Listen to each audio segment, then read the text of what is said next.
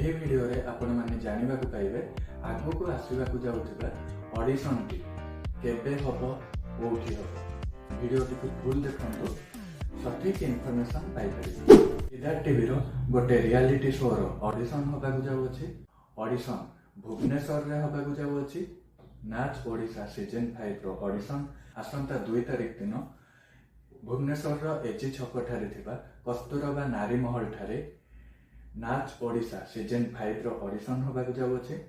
ଏଥିରେ 10 ବର୍ଷରୁ 25 ବର୍ଷ ମଧ୍ୟରେ ଥିବା ପୁଅ ଝିଅମାନେ ନାଚ ଓଡ଼ିଶା ସିଜନ୍ 5 ଅଡିଶନରେ ଯାଇକି ଭାଗ ନେଇପାରିବେ।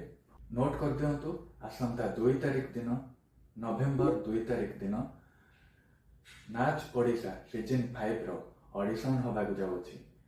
ଅଡିଶନରେ ଭାଗ ନେବା ପାଇଁ ନିଜର ଫଟୋ ଆଉ ଆଇଡି ପ୍ରୁଫ୍ ନିଶ୍ଚିନ୍ତ ନେଇକି ଯାଇଥିବେ।